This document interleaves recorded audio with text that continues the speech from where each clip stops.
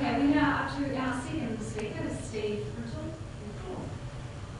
Thank you. It's great to be here at the second Star Horizon Scan in 2065. To look back at 50 years of Southern Ocean science, I gather that the participants were so exhausted after the first one, it took 50 years. In the 50 years leading up to the first scan, the biggest developments in Southern Ocean science were technology driven. We had satellites that could provide global measurements for the first time, autonomous instruments that measured the ocean in a way that was not possible before, and new sensors. And in the last 50 years, from 2014 to 2065, the same is true. We're now measuring the ocean with fleets of tens of thousands of autonomous vehicles that are fueled by nuclear batteries that have decade-long missions and measure everything, the entire ocean, from surface to the deep ocean, including beneath the sea ice and any ice shelf cavities. They measure a range of physical, biological, and chemical properties that were inconceivable in 2014. For example, environmental DNA and proteomics tell us not only what's there, but what it's doing, measured by these vehicles in real time. The ships are still needed. Most of them are sail-powered now. But they lower instruments that in 2014 were at the size of several buildings, and they measure the things that the submarines can't measure. The science has changed because we're actually measuring the phenomena that we're trying to understand, which in 2014 was still a bizarre idea. So what are those measurements told us? Well, they've confirmed the role of the Southern Ocean in the global system, climate and otherwise. But what have they said? What's happened to the Southern Ocean environment over the last 50 years? Well, it's warmed. That's surprising. The surface is 2 degrees C warmer than it was. The deep Southern Ocean is warming more rapidly than any other deep part of the ocean.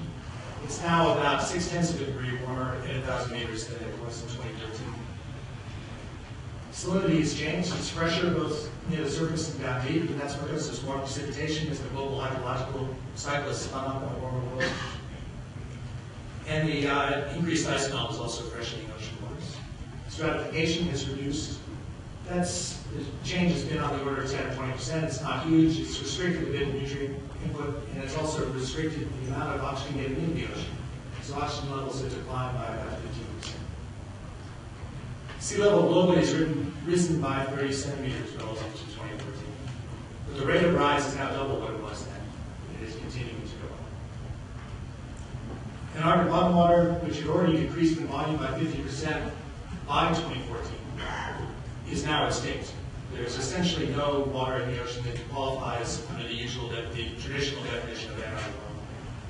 There's still some water sinking around Antarctica, but it's less dense than it used to be. And so that's maintaining the deep ocean oxygen concentrations. It's not going in oxygen because there's no water reaching the deep ocean. The major ocean currents have changed 10% or so, not huge changes. The subtropical gyres have shifted south, so in effect, the size of the Southern Ocean has decreased over those 50 years. In terms of changes in the ocean circulation, what's probably of more importance is that ocean currents are now bringing warm water into the ice shelf cavities more effectively than they did before. And that's increased basal melt of ice shelves by a factor of 10.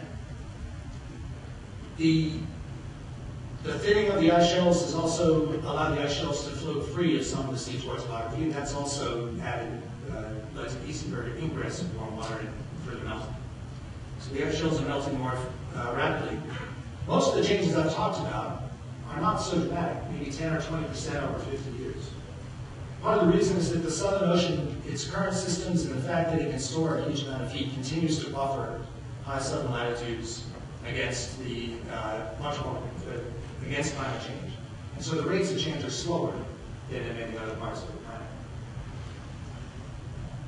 The first 30 years, between 2014 and 2045, was a tug-of-war going on between the recovery of the ozone hole and greenhouse gases in terms of their effect on the atmosphere and circulation. And so greenhouse gases were pushing the winds south, making them stronger. Ozone hole recovery was pushing the other way. And it was kind of a tug-of-war for 30 years. Greenhouse gases won, started shifting the wind south again, as well as the ocean currents.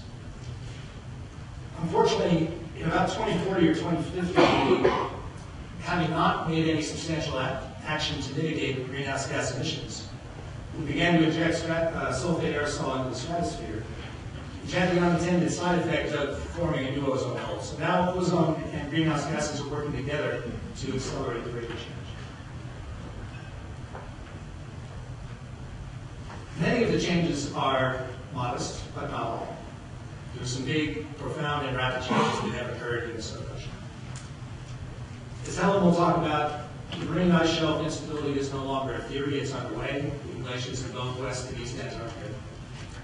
As a result, the IPCC 12th assessment report has increased the sea level rise estimates by a substantial factor.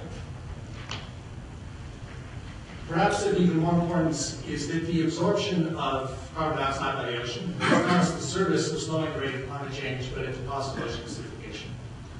By 2035, surface waters were undersaturated or corrosive to arachnite in winter. And by 2065, by today, the entire Southern Ocean from the surface to the seafloor year-round is corrosive to arachnite.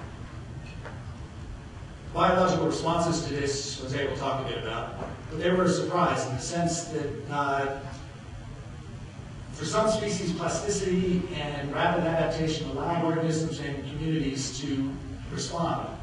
In others, the combined effects of acidification, warming, lack of nutrient supply, and changes in ocean currents led to systems across thresholds and caused ecological regime shifts that were completely unanticipated. The rates, while the amount of change by now is perhaps not so worrying for some communities, the rates of change are rapid. And many of the changes are now irreversible, and we're committed to further change, which is now too late to reverse. Climate feedbacks that were speculated about and discussed at the first horizon scan have now kicked in. The Southern Ocean is absorbing less carbon dioxide than it used to, and that's tending to accelerate the rate of climate change. The ocean ice shelf feedback, sorry, I forgot to mention the changes in space. The sea ice, after decades of resistance, has finally begun to retreat. In February, by 2065, there's very little of the Antarctic margin which still has sea ice in summer. The winter changes are about 15 to 20%. The surprise in 2035 was the result from satellite measurements, the first satellite measurements to actually really measure sea ice thickness correctly, was that sea ice volume and sea ice thickness actually scale very well together, so the 50-year effort to try to measure sea ice thickness was largely a waste of time.